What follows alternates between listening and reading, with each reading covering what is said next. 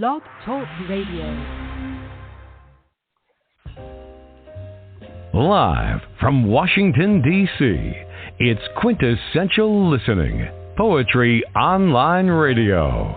QLPOR, as it's widely known, features a bevy of poets, spoken word artists, and live poetry readings with best-selling authors. Your host is Dr. Michael Anthony Ingram. Good evening, everyone. Welcome to the program. Tonight, my very special guest is Freddy Niagara Fonseca. He's a Renaissance man, a poet, an author, a dramatic reader, just to name a few. South American by origin, he has written 2 poetry books.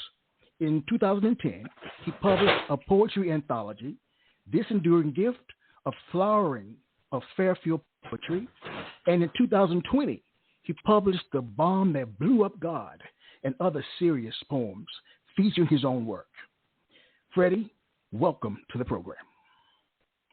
Thank you.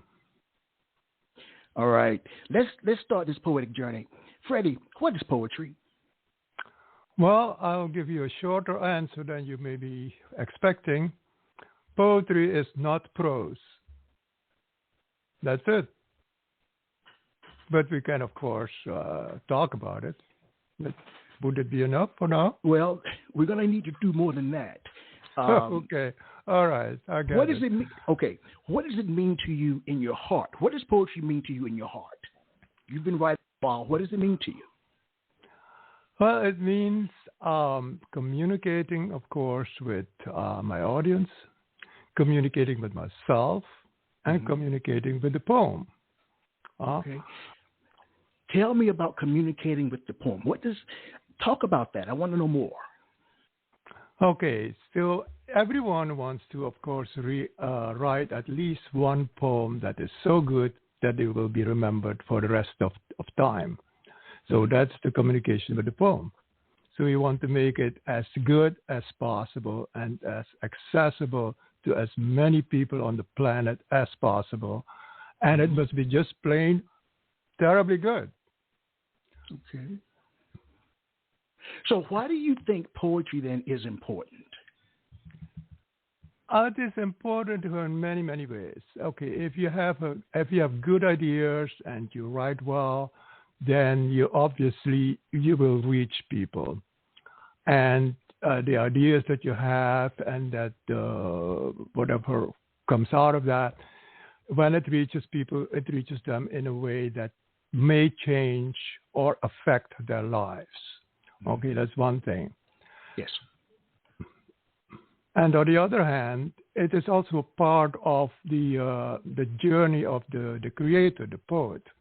So every time a poet sits down and writes something, he digs deep into his heart, into his past, or into his future. But if he works on that same poem maybe a year later or 2 years later, it might be totally different. For reasons, well, we change. I guess in most cases we evolve, hopefully. Very much so, yes. Mm-hmm. I'd like you to share with me an early experience where you learned that poetic language had power. I think that came right when I started writing poetry. I noticed that it certainly changed me. I started understanding what melody and rhythm and proportion and ideas that are flowing out of me for some reason, what they are. And when I started sharing with people, sometimes people would tell me, well, this could be better. That is really good, and so on. And so I learned. What age were you when you Actually, had this was quite poetic late. Awareness? Everybody else was already famous at that age, but I was already 29. All right. All right. Okay. So you felt there was something inside that needed to come out poetically. Exactly, yeah. I was in Rome visiting. Actually, I was living there, and a friend of mine from New York was visiting, and we went into one of those beautiful parks in Rome, the Borghese Park, And there was a statue of Lord Byron. So we went there, and there was a plaque, and on it a few lines from one of his famous poems. And I read it, and the next day I started writing poetry. Just like that. Just like that. Wow. Yeah. So when you think about your work, what are some of the predominant themes? What do you write about? Well, I write about cycles, so day and night, seasons, death and life, and change, and those cycles can be put in any poem, or any poem can derive something from there. And I've noticed that I pretty much write in those cycles most of the time. So a poem may start at the in the night. I mean, the poem, the subject may start in the night, and then daylight comes and the progression of the day, and then we go back again in the night, and then we actually get changed in that trajectory. Okay. Please share a poem. Okay. The language of trees. I asked the trees one summer what they had been thinking of all year. They wouldn't say. But then I heard them wave and whisper of the ages, seasons, years and months and days, and countless hours of abundant happiness. I like the tales they tell me. Autumn makes them talk of leaving all, and yet they stay. And as they drop their leaves, they muse for weeks on April, thrushes, stars and lingering Indian summers, rain and latent loneliness. Their voice is low in winter. Snow and icy winds are on their minds, and they withdraw. But in their winter dream, you hear how branches sing and think of dawn, the sun in distant countries, warmth and summer peacefulness. How grand they are each season. Often have I seen them stand like kings. A certain awe surrounds their splendid forms, and so they wait for spring, for flowers, verdant prairies, butterflies in May, and simple loveliness. And then they speak of lovers. Sudden colors spread their message fast, and every year their many stories bloom and brighten noble pages, poems, gorgeous music, heart and mind with endless youthfulness. And so we welcome summer. All day long they stand and think and dream. And all we hear is how they wave again and whisper of the ages, seasons, years and months and days, and countless hours of unending happiness. Thank you. That was the language of trees. All right. Let's talk about that piece. Tell me more about the construction of it. Not so much the mechanics or the technical piece, but just in terms of what were you thinking when you decided to write that particular piece? What was going through your mind? Oh, that's been a long time ago. Let me see if I can remember. It started, obviously, with I asked the trees one summer what they had been thinking of all year. And I thought to myself, at the same time, that's kind of interesting. All right. Asked trees what they were thinking of all year. And then the rest just came. And well, some trees are smarter than others, so you had to choose wisely. I'm sorry. So it was quite funny. And, and it is divided in 6 stanzas, and when you look at it, it looks like a free verse, and it is. Yes. But there is some internal rhyme there. I don't know if you caught it. Did you? Yes, I was listening. Continue. Keep talking. So you did catch the rhyme or not? Yes, I did. Oh, okay. Continue. Anyway, it is kind of almost like hidden. I love writing rhyme when you don't expect it.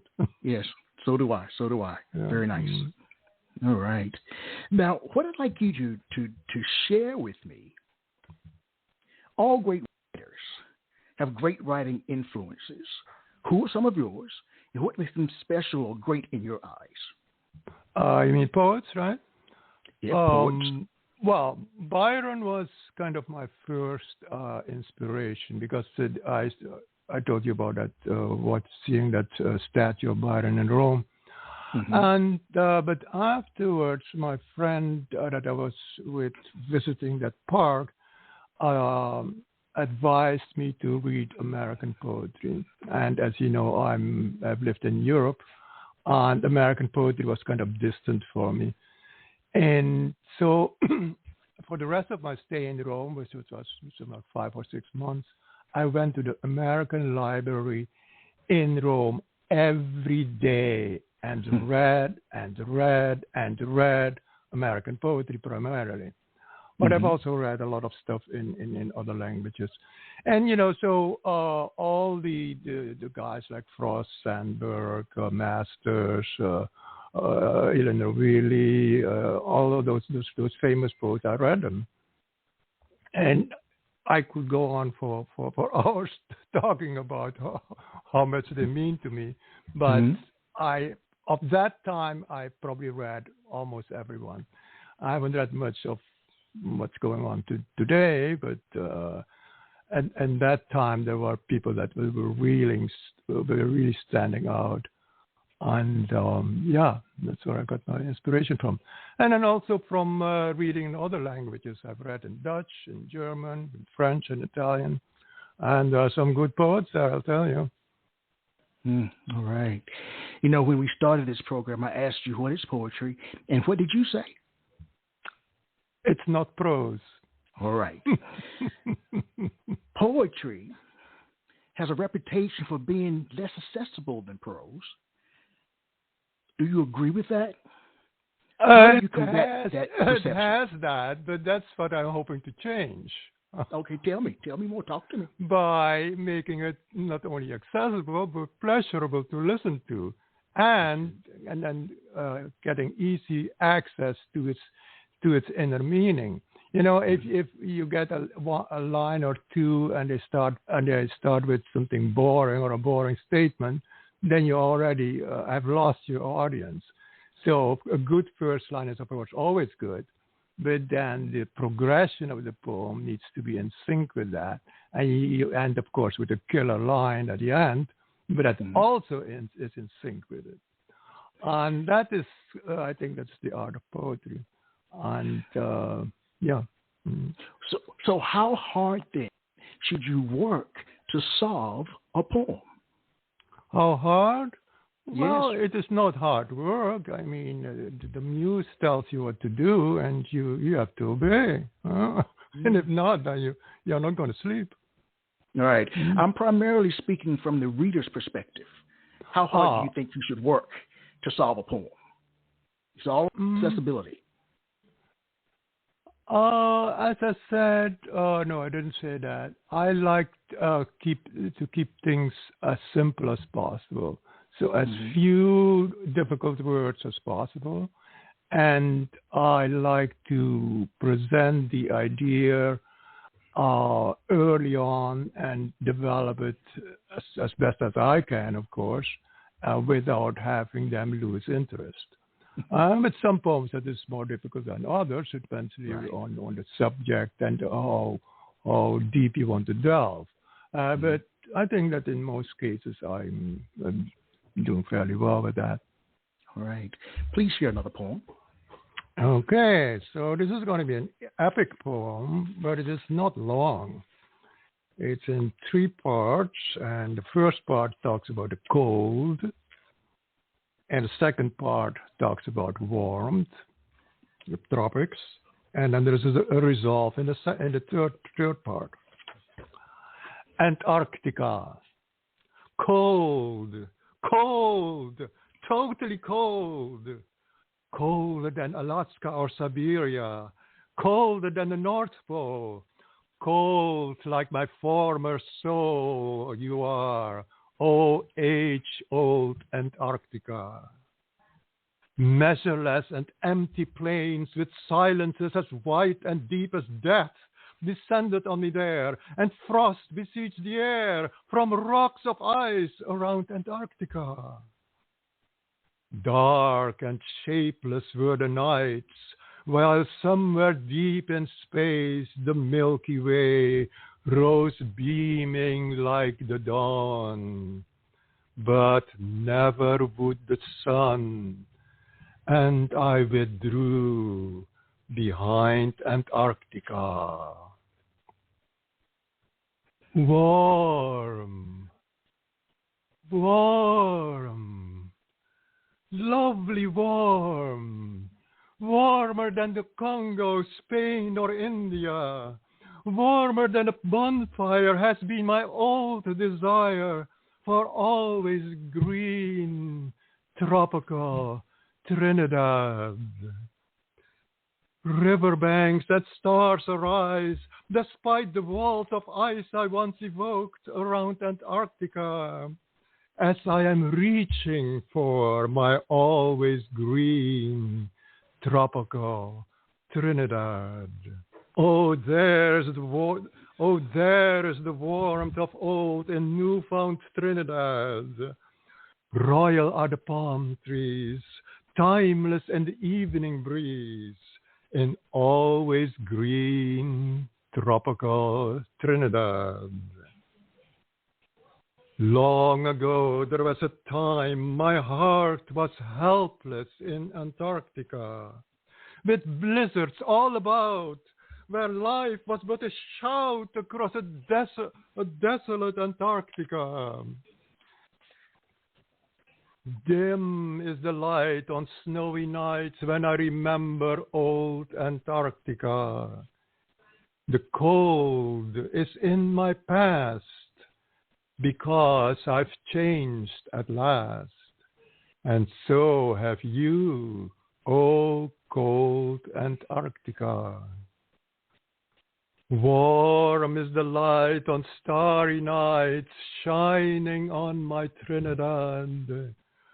The warmth inside her lovely name has now become a joyful flame around my soul, my age-old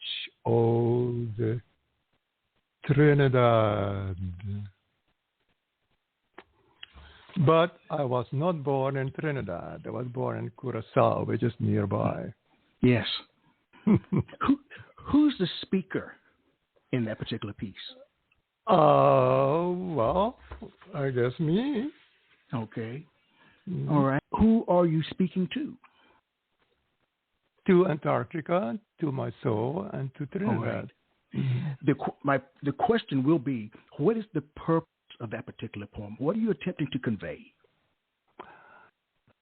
I'm conveying that in the past I was a difficult person, for instance, and not you, point, not you. Well, and it's so hard to believe. Well, you know, it is the past. It's long ago. Oh, so you're better now. Okay. You're reformed. Okay. I guess I'm better now. All right. I'm sorry. Continue. So, does it satisfy you? Well, I mean, you're getting close. Continue. In terms of you speaking to, in terms of Antarctica, what? I'm speaking to my soul. It's a wonderful poem. It's quite epic. Thank you. Why did you choose Antarctica of all places? I don't know. I was living in a very cold house with a bunch of roommates, and it was a terrible stove. You know, it would go out very often. And here in Iowa, it can be damn cold. And one time I was sitting in front of the fire, and I said, cold, and then I started writing. And then it was the metaphor for the soul, but, you know, it was a bit just It started with cold. And then when it the transition to Trinidad came, this is how it worked. I made a sea voyage when I was about 10 years old, and on the way back from Europe to South America, the captain had said that we would go to Trinidad, and we could go and walk around and then take off to our final destination, which was Suriname. In South America. And for some reason, it never happened. So I woke up and the ship was suddenly, not moving. And in the distance, there was Trinidad, and it was green, mysterious, inaccessible, far away. And that image has been with me to this very day. Wow. And so, has a poem you've written ever humbled or frightened you? I don't think frightened, but humbled, yes. Yeah. Tell me more about the poem or the piece. There's several. There's one that is called Giant Sequoia. It's another epic poem. Okay. In which I talk with the tree, the species, and it is a very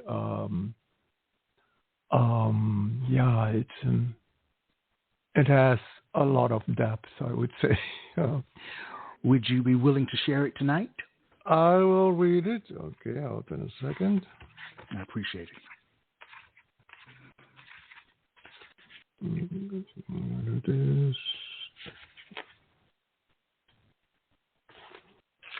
So I use the Latin name of the tree 3 times. Okay. Once at the beginning, once in the middle, and at the end. Giant Sequoia, a hymn. O Sequoia dendron giganteum, oldest and grandest of beings, noblest of souls in the world. You've long been present in my timeless thoughts, and I'm hearing your higher silence waving over all. Heaven seems to be your foremost ideal. For ages have I seen you grow, largest of trees in the world. A tiny seed contained your kingly race, and deep in my breast I feel your countless roots deep in my heart. Is there anywhere anyone like you? Prior to Buddha or Christ, your grandeur graced the world. And since you've entered the plane of the greats, your lofty span has linked the times of old to those of today. Generations have lived, passed, and returned. Who has not admired your crown? From your crest, you view the world. Straight and proud, but oh so tender are you, my Sequoia dendron giganteum, beloved being. Forests like yours are high cathedrals. Quietude among your groves is whole. Born within that pristine world where sunbeams break through mist and early dawn, your day is an age in bright surroundings. Your nights are light. On the slopes of the Sierra Nevada, gather and rise my sequoias. Their being in my world is one of more than peace and harmony. With outstretched arms and lifted face, they live and live and live. Fires, nor floods, nor storms subdue them. They clutch the earth and touch the sky. Strongest of trees in the world. Though man tried hard once to destroy their kind, they won't be conquered. Where they dwell, they share their domain. As gigantic as their presence is, so immensely full and high is their love for all in the world. Oh, when the wind is wafting over you, your voice is carried around the listening globe. Oh, my sequoia, indestructible giant sequoia, visible token of goodness, compassion, and care for the world. Deep in my heart, I am being moved today, for I've been hearing your whisper of greatness, wisdom, and truth. O Sequoia dendron giganteum, noblest and fondest of beings, your soul is loved in the world, and in my life you will always grow higher, for I am hearing your soaring divinity uplifting the best in us all. Those are the giant sequoias. Thank you. Oh, wow. That is an epic piece. Yeah. Mm-hmm. So if I asked you to share with me the central idea of, or theme of that particular piece in a singular sentence, what would you say? Yeah, let's see.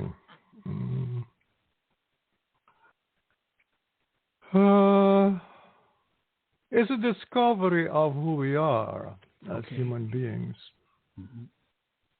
and our relationship to the Almighty.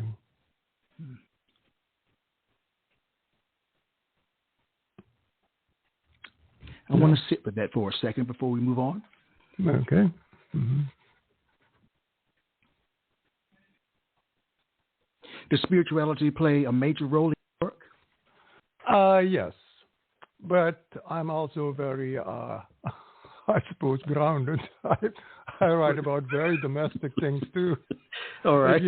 So there is a chapter in my book. It's all about music and dances, and especially the South American ones are pretty racy and fun. All right. So, this kind of a balance, I suppose. Between the two. So who should purchase your book, a saint or a sinner? Well, depends on the day. Okay. All right. The time of the day. I don't know. Well, we're going to take a quick break, but here's something that I'd like you to answer when we return. This is the question. Mm-hmm. Is a poem letting your guard down or building a wall? Okay. Mm-hmm.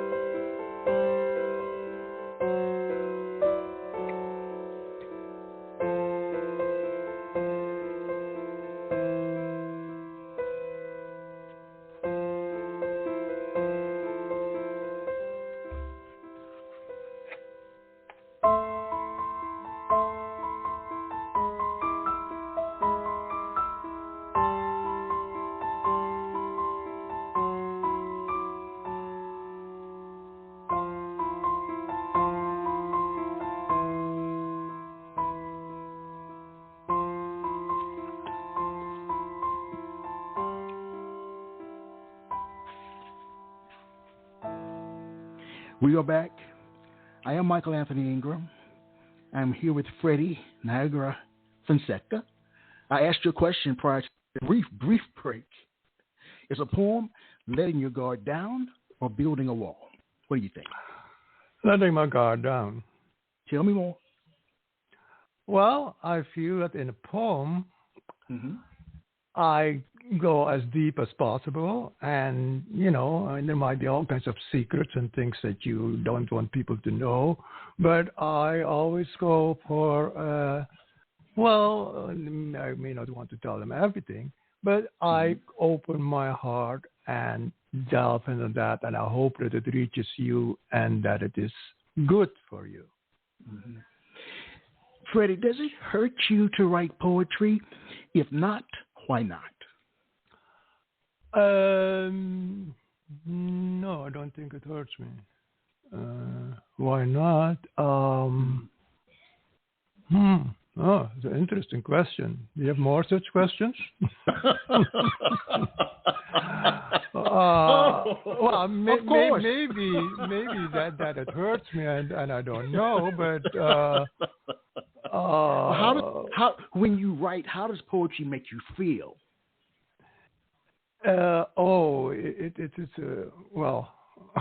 It's very difficult to describe, but I feel an elation when the first line comes.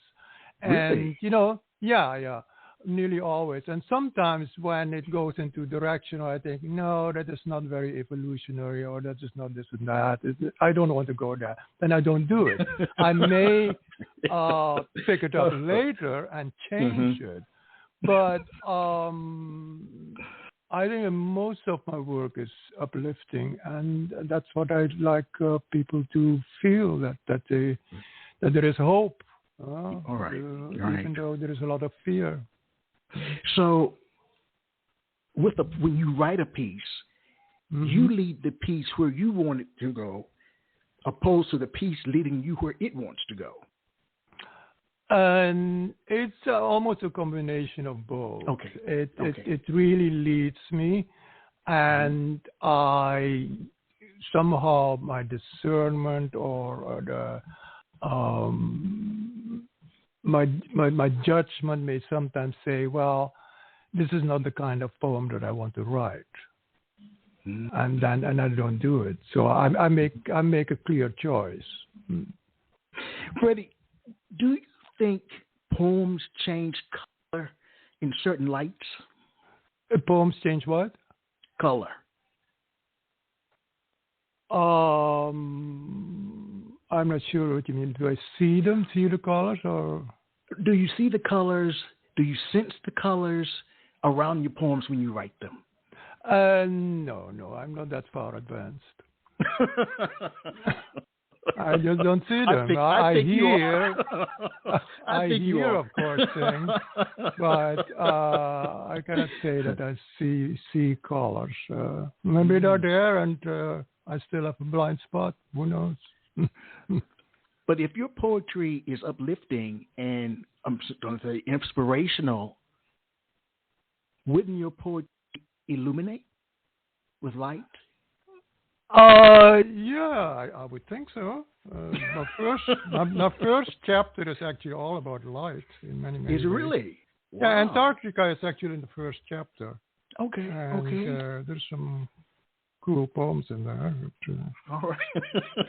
You want to go there or not? You've actually, got to hear at least one of my dances. I mean, well, actually, I was going to change the focus to talk about the bomb that blew up God and other serious poems. Tell me about the creation of that particular book. What inspired you? Okay, so in the meantime, I changed the subtitle.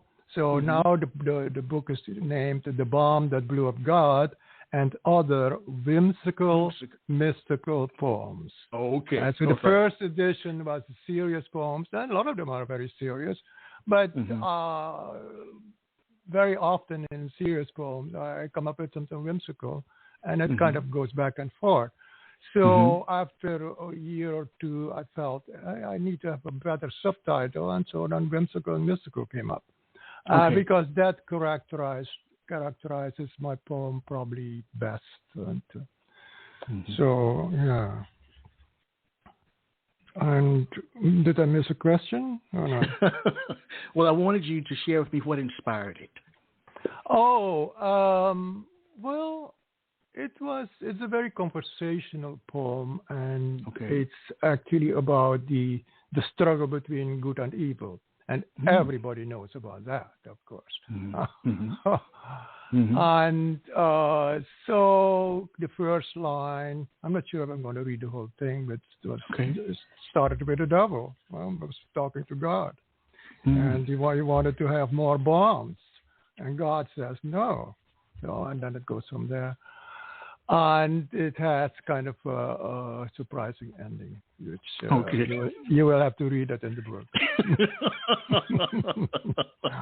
Yeah, I'm also a salesman, you know. I see. I can tell. Well, because the title of the book is quite provocative. It is, yeah, and I've noticed that. I mean, some people were totally turned off. But I always tell them, I mean, if they want to listen to me, it is a fable, which it is. It's kind of a modern fable, and with some humor in it. Some people love it. People say, "Oh my God, this is a great title." Other people, they kind of don't like it at all. So I'm kind of in between. Yeah. All right. Well, but as I said, the ending is quite surprising, and then you actually see that it's about the age-old question between good and evil. Okay. Which is something that everybody will have to answer to at some point. So where does your poetic doubt begin and end? My doubt. Well, sometimes. So I'm not a person who writes a lot, you know, like every day or something. Sometimes I don't write a thing for months. One time I didn't write for 7 years. But then after that, I wrote a lot. So I write in spells. And there is a certain doubt in me that I can pull off a poem. I mean, it starts always in a way I think, this might be a good subject, a good beginning. And then at some point, I come to a point that this is not going anywhere. I mean, this is horrible what I'm writing. This is not good. That is not good. So then I let it rest for a while, and at some point, and I see, that's what I need to do, or this, and so on. But there is the doubt. Yeah, I have that. And I wonder if it is because English is not my first language. Yes. That is one thing. And or maybe it is part of my past that, God knows what. Right. So, I have doubts. I'm not perfect. Please share another piece. Share another piece. So let's do the tango. Tango in Buenos Aires. A touch of Argentina. Sweeping dresses, blinking eyes, supple, rhythmical steps, and quite unexpected turns. A lot of space. And there's the tango on a hot tropical night in a sultry ballroom in steamy Buenos Aires. The blood is even hotter.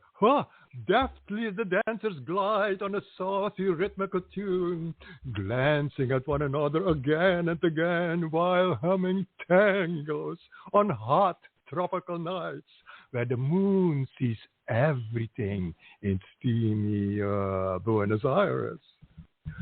Some of the lovers even sneak into the gardens before a tango is over.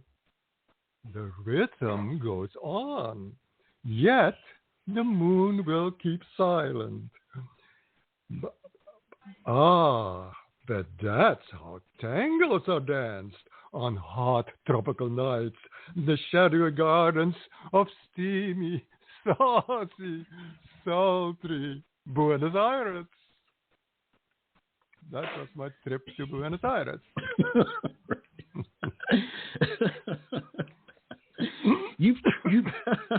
You've traveled the world, it seems. I traveled in South America, but a little bit, mostly in Europe actually, and here in the United States. I've been to many states, but in Europe I've seen at least half of all the countries that are there, or a little bit more. Yeah. So, as a traveler, has your poetry changed at all based on your experiences being in other places? Yes. One time I counted the many countries and towns that are in my book.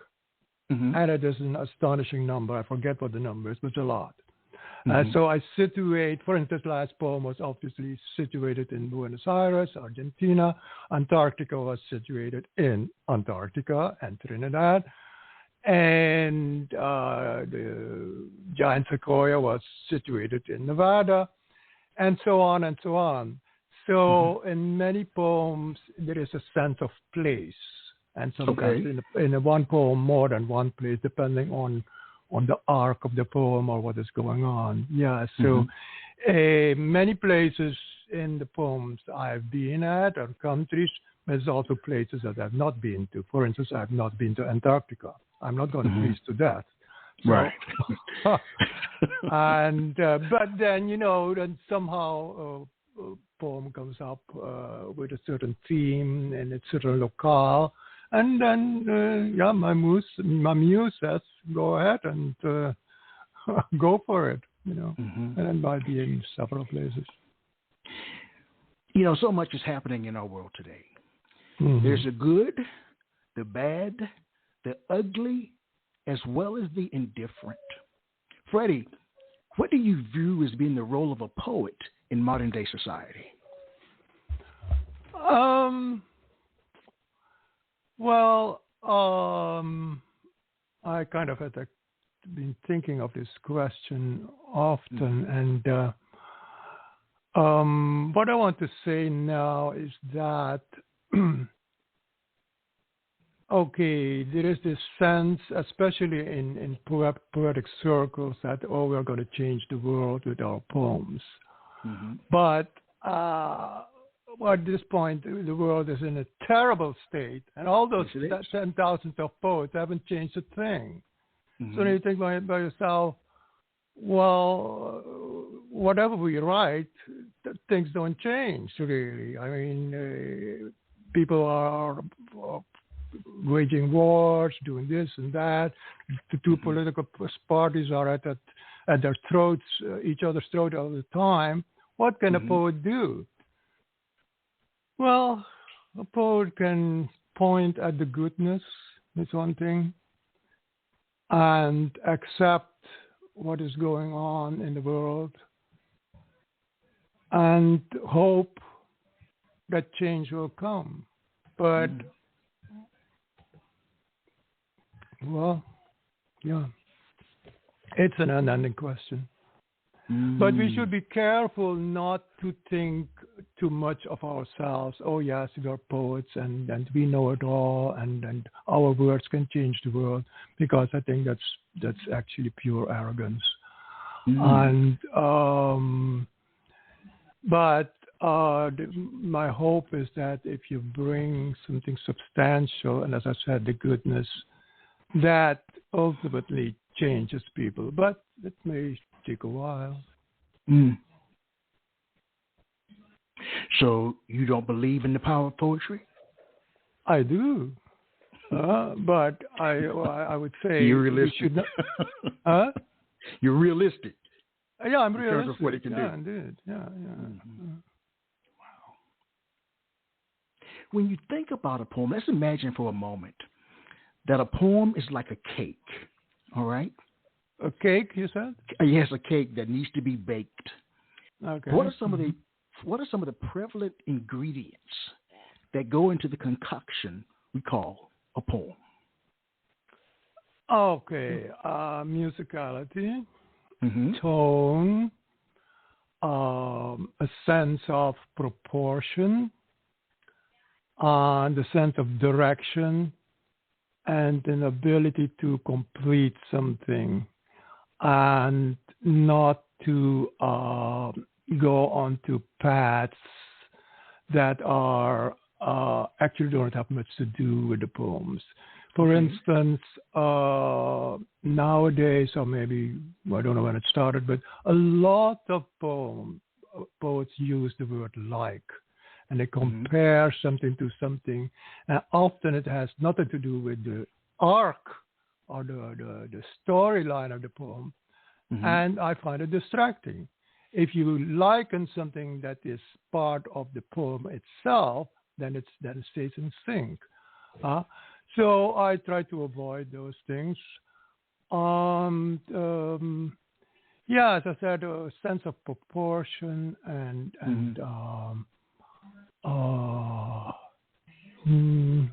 I can't think of the word now. Heart. Okay. Heart. Okay. Please share with me the titles of 5 poems in your book. 5 poems? Just the titles?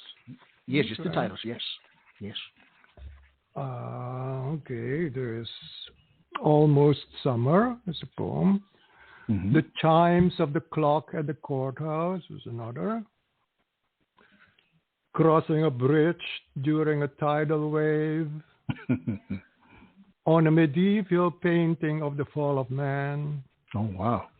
My Creole Belle, a Cakewalk. Since you were talking about cakes, I thought maybe it's going to let me read this one. Hey, I like you. So, you want to?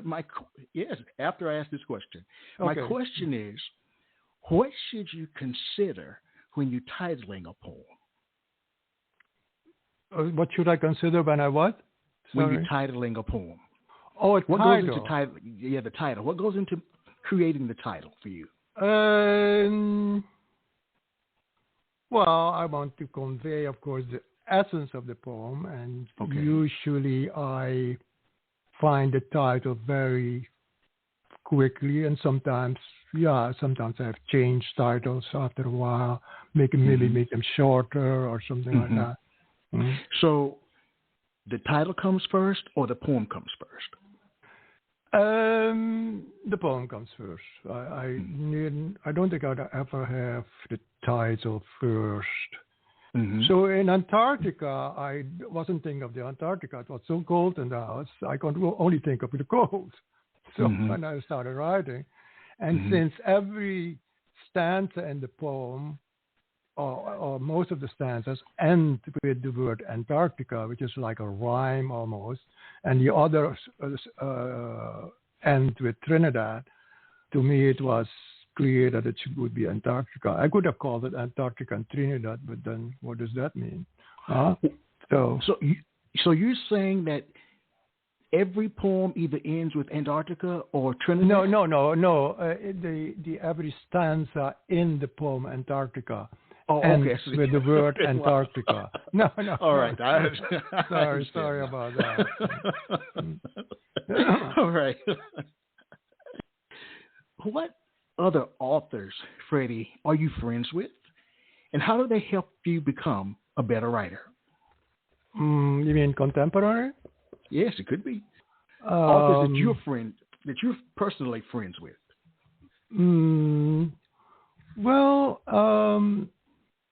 There's a few people here in my town. Actually, I put together an anthology of 700 pages of something like 76 poets that live here in the town, which is kind of unusual. It's a 10,000 people town. And so at some point I thought, wait a minute, there's so many poets here, and I know many of them, and I want to all bring them together in my heart, because some of them write really good poems. Well, most of my friends are actually the ones in the past. Okay. Yeah. Okay. So I've learned from reading, as I said. I'm sure I've read more than 20,000 poems in like 5 languages. And all those poets, or the really good ones, they were my teachers. So I have not do anything like MBA or anything. Didn't study literature. I learned from reading, and I'm sure that there's some rub off of some of the poets that came up in my writings. You know, Zoom has changed the poetic world. Yeah. What do you think about Zoom? My question is, do you believe or think that the internet and social media contribute to the well-being of poetry? Yeah, why not?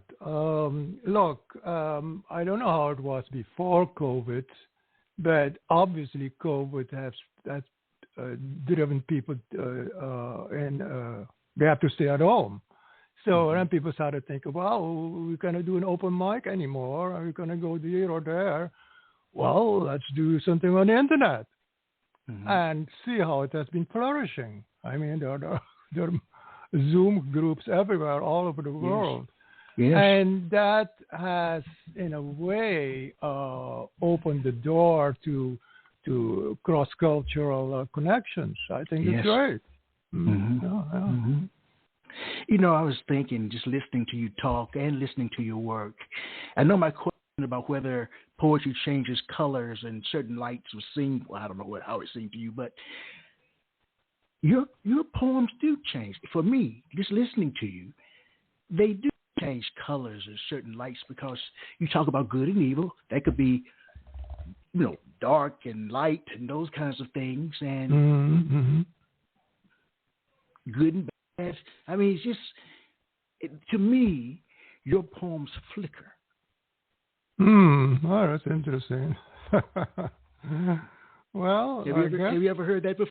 That your poems No, flicker? I never heard of it before. But I have to tell you, the new cover that I made for my book has I don't know if you have seen it, of course. You see all those stars on there? Yes. Yeah, that's maybe the flickering that you're talking about. See? Yeah. See, that's why they pay me the big bucks. You see, that's why they pay me the big bucks, Freddy. I listen to people. Yeah, you do. You know, we've reached my favorite part of the program now. What is that? It's been a mini poetry concert. This is where you have an opportunity to share 2 or 3 of your poems without interruption from me. No questions, back to back, just your poems. All right? Freddie, you're on the stage. Yeah. You're on the stage. I have the stage. Okay, well, I have a kind of, of course. Oh, wait a second. Since you're talking about the power of poetry, let's do the volcanoes. About people who think they will change the world. Of course, I want to change the world too. Okay. So this volcano, it's about, well, you will hear. Volcanoes. Erupt they will, like Krakatoa exploded over Indonesia, and Mount Vesuvius blasted away Pompeii. Cracked open wide, volcanoes speak with fury, lava, smoke, exposing explosive truths, dishonest debris. Eruptions launch more earthquakes, tsunamis, revelations, affirming an urgent seismic shift in us all. The earth will burn. Vulcan, the god of volcanoes, roars, and seething blood will boil for days and nights on end. The world will change. Young Bolsheviks, blacks, and French revolutionaries chant, their jawbones groaning aloud in multiple tongues. Long-held secrets will soon be ripped to shreds in the streets, the halls of power and hideouts of tyrants. Our Earth Mother fiercely rises with seers, artists, and icons like Gandhi, King, Mandela, forging ahead. Erupt will all, as hell-bent workers, scientists, students, multitudes, continents, and worlds of rage most certainly will. The truth will out, the elders cry, raising the soul of the land. And mankind, battered and shaken, finally listens. Okay, so what shall I do? So you can tell I have not prepared this at all. I just go by what comes to mind. Hey, and Fireworks. That's what I want. Quiet. Fireworks.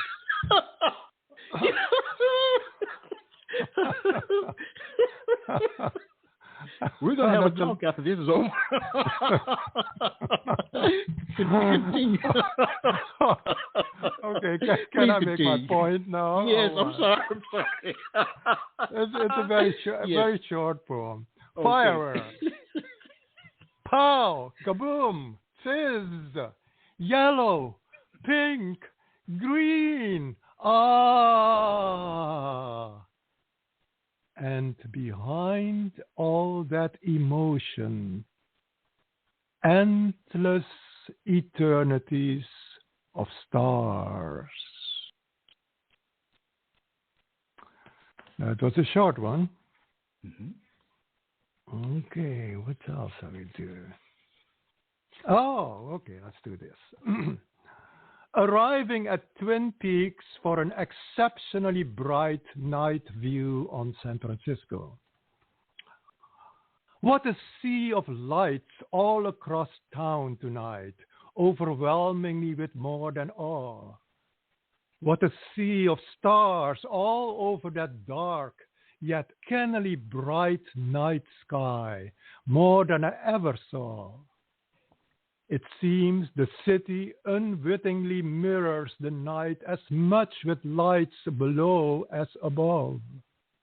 The stars just take your breath away, but so does all of this blazing vista of San Francisco. There, the sea, so scintillating in the bay. The city, intensely glistening far and wide. This brisk breeze blowing through my body, this twin presence of celestial and terrestrial light, it's all overpowering, almost too much. These days, the more I get to think of how many ambiguities still are lurking inside me that I don't yet dare to face, the more something seems to want me at some far-off plateau of total light. I'm yet to see some unknown time. Not that I need to give up the rapture of these glorious moments on arriving at the peak of this breathless experience. I'm being pulled into it head to toe, and almost wanting the world to forever at this dazzling view, fantastically vibrating through the night. It pulsates with myriad glimmerings of so much life, pouring out of that double blaze of nocturnal light, unifying all.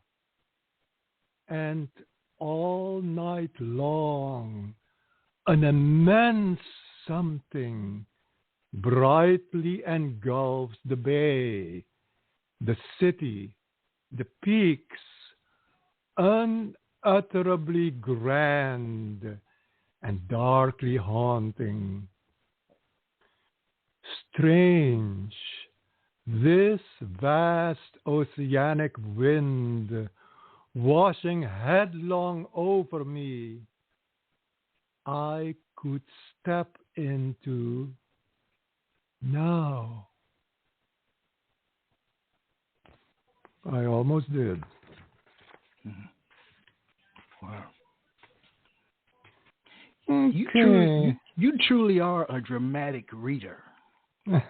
Thank you. Are you an actor as well? I love reading as almost as tell. much as writing.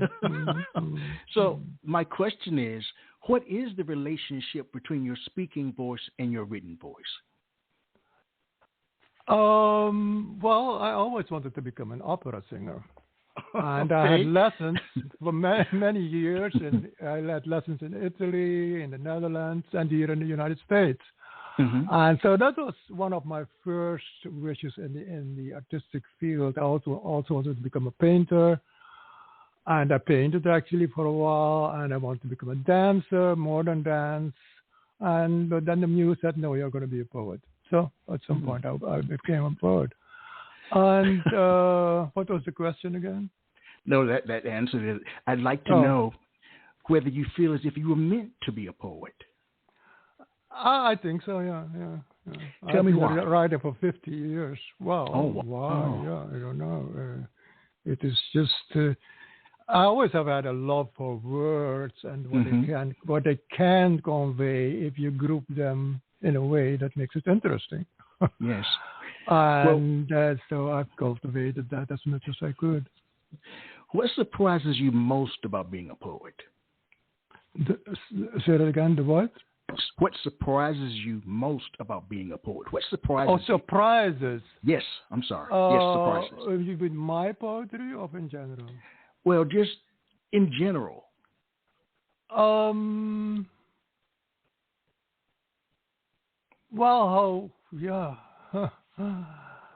how beautiful it can be, and how much it can, especially if it is unexpected. Sometimes a poem can go in a certain direction, and you almost know how it's going to be ending. But there's also poems that begin in a certain way, and you have no idea how it's going to end. Actually, sometimes it's really surprising. Yes. And I kind of gravitate to, for instance, for myself, to writing those kind of poems, but still I don't have a say in it. And I like to hear it in other people's too. Also, there's a sense of discovery in it, a discovery, of course, of your own journey and who you really are and what you think you would like to accomplish in this life, and so on and so on. Yeah. If you were asked to give your readers advice in terms of reading the book. You mean reading my book? Yes, reading your book. What would you share with them? What would you share in terms of the bomb that blew up God? What advice would you give them prior to them reading it? Well, I would say look at the index. There are 7 chapters, and the first one is called Shards of Light, and many of the poems are quite, fairly spiritual, although they are actually in all 7 chapters. But there's an emphasis on that in the first. And the second is all about dances, music, and magic, and that's just much more light and but still very meaningful. And then the chapter, the bomb that blew up God, is all about conflict. And then I have the next chapter is vignettes, very small, short poems, but very poignant, very telling. And then there's a chapter about death and dying. All the poems are about that aspect from multiple viewpoints. And then there is some epic poems, and then it ends with all poems about the natural world. So oceans. I'm sorry. Oceans. Go ahead, please. Okay, yeah, it is my show. Okay. So, I'll have a conversation with you after this. Look at the chapters and see what appeals to you and start there instead of begin at the beginning and then plow through to the end. And actually, a lot of people that I've talked to who bought the book tell me just that's what it is. And others say, it is so interesting, I want to read all of them. So then they read actually Julie from beginning to end. And there's surprises everywhere because I mix up things a lot. And I'd like to make things a little bit, out of the ordinary. I do not fit in the box, Michael. I don't. I can tell. So are you hoping this book resonates with a broad range of readers, or are you attempting to target a specific audience? Well, of course, I hope to reach a broad range of people, but I'm certainly aware that not everybody is going to like my poems. I have some very ardent followers, and if you read the reviews on Amazon, yes, I did actually. Yes. Oh, you did. So yes. There's more than like, oh, this was a good book, and I enjoyed it. No, they dive into the mechanics of the book and have something to say. And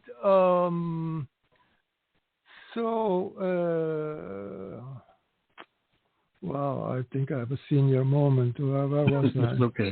I have them all the time. Yeah, all the time. Okay. All the time. So we can talk about that. Yes, we can. Among other things. So in other words, you don't remember it either? No. Okay. All right. Well, would you be willing to favor us with one more poem?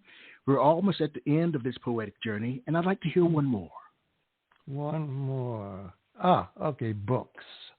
I worked in a bookstore for a long time, almost, a few decades, and it was a second-hand bookstore, and so I would say that tens of thousands of books have gone through my hands, that they came in, and I knew where they were. And at some point, I thought, gee, I'm going to write a poem about books.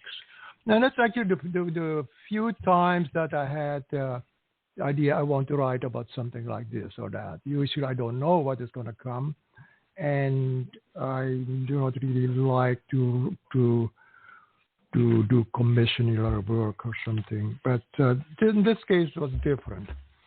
Okay. Books.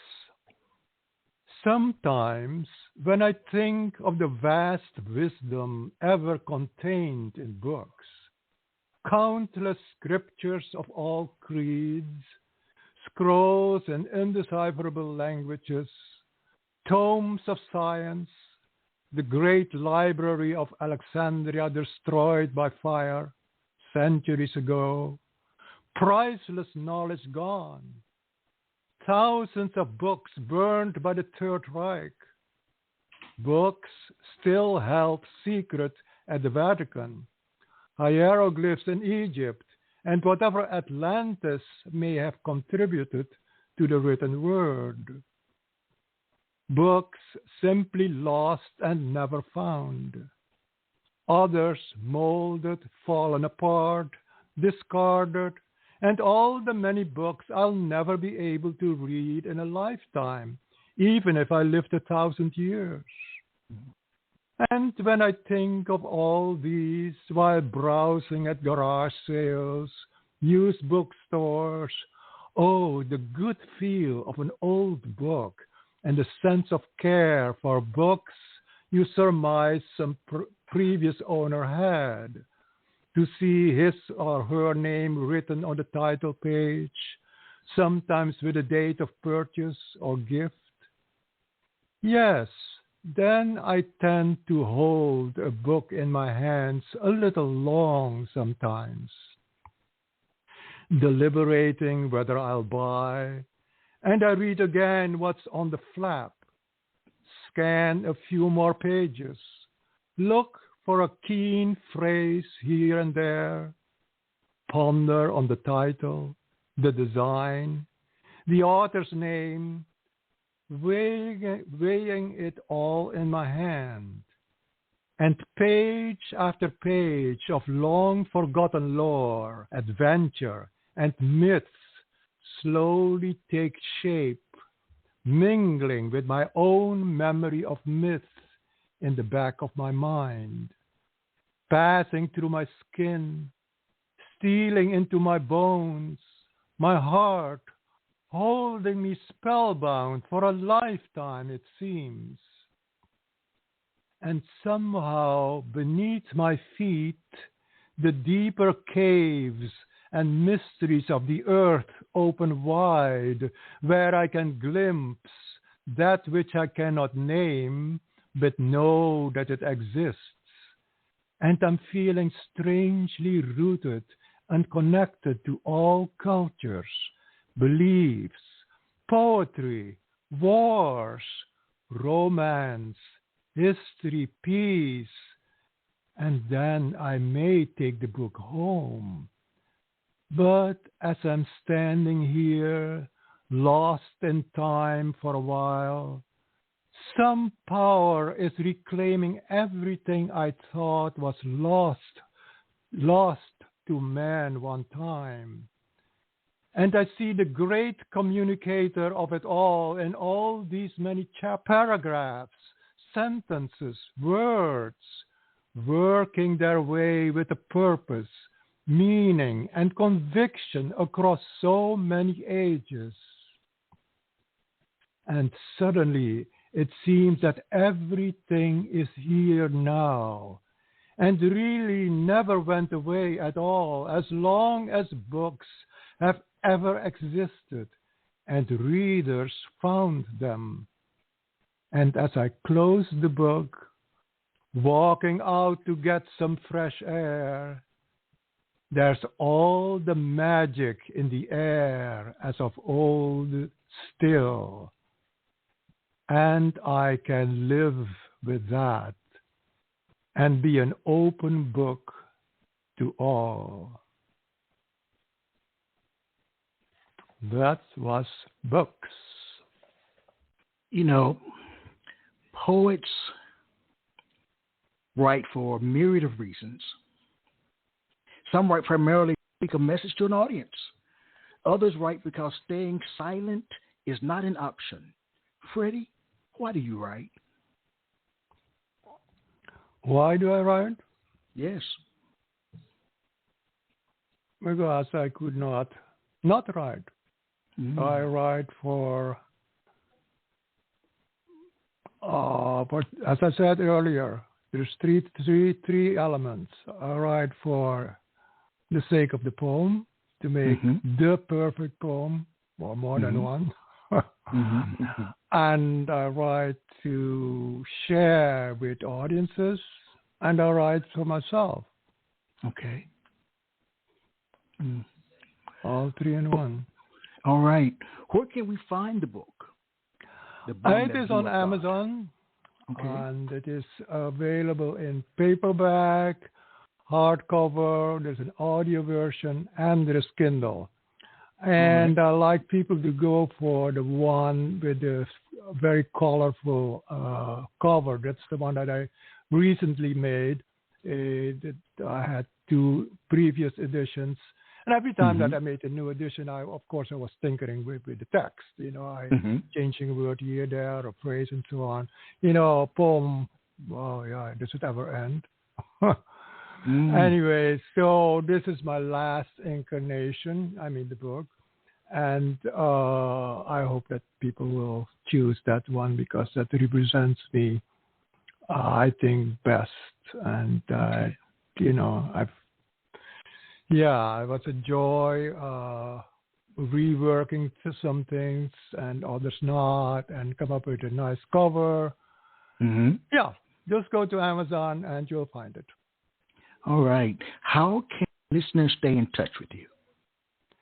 I have a website, Fonseca-poems.org. And I have a lot of poems on there that you can look at. And there's also a page where you can buy, and it tells you exactly how. And I also sent you to Amazon on that one. All right. But I love signing books for people. So if people want a signed copy, then they will, of course, have to come to me. So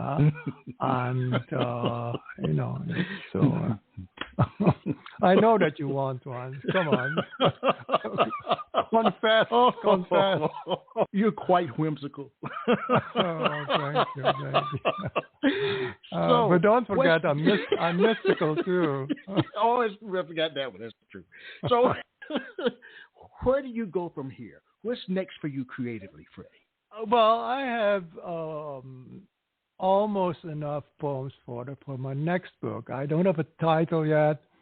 Some of the poems are more mystical and this one, and others are, again, very pedestrian almost, or let's say domestic. And there are a few blockbusters in there. They are pizzazz, like almost epic in certain ways. And right now I'm kind of waiting to top it off with a few more pillars. Sometimes you can say that a book rests on 4 or 5 pillars that keep the building upright. Yes. And I have a few, but I think I need a few more. So I'm hoping that I can start thinking at least of doing the groundwork for the next book towards the end of this year. But that is, you never know that. But I have some really fun poems in the next book too. Yeah. Well, I'd like to thank you for being my guest. Oh, thank you, Michael, for having me. It was quite a journey to get to this point. So, okay. Quite a journey. Thank you. I don't know if it was a quest or an odyssey. I don't know what it was, but I leave feeling uplifted. Oh my God, that warms my heart. Yeah, it's great. I literally do. There's a huge smile on my face, and I'm really glad that I had an opportunity to meet you, to talk to you, to listen to you. Me too. So you live in D.C., right? Yes, I live in Washington, D.C., yes. Yeah, so we should meet one time. But yes. Well, let me ask you this. I've got to ask. Freddy Niagara Fonseca. The Niagara. Fonseca, tell me about that. Yes. The Niagara? Tell me about yes. Okay, so Freddy is really my birth name. I'm not Frederick or anything. That's okay. Freddy. And Niagara, actually, I adopted that name for 2 reasons. To make my name, it's a little bit exotic, but it primarily came about because of this. I had written a poem about Niagara Falls, and the poem of me with my imaginary son visiting Niagara Falls for the first time. And you have heard about the falls, you have seen it on TV, and so you know what it looks like. But when you get there, and actually I have to confess I have not been there, but I've read about it, and I read about the reactions of people. It is a world of sound there. I mean, it is so loud, it's unbelievable. So I wrote a poem where you hear the water, you hear the foam, you hear, it's really a sound poem. It's quite meaty too. It takes a few minutes to read. And I had introduced that with the book's poem and some others at an audience. And someone, after hearing the Niagara Falls poem, got up and, this is better than the falls, he said. So, what? So then I thought, well, then I'm going to call myself Niagara. That's how it came about. Well, all right. Thank you again. And Thank to the you, listening Michael. audience, yes, and to the listening audience, as I share with you every time we're together, poetry ring somewhere throughout the land. Good night, Freddie. Good night, Michael. Thank you very much for having me. Quintessential Listening, Poetry Online Radio, is available on iTunes, Spotify, SoundCloud, and Stitcher. You can also check out the website at qlpor.com.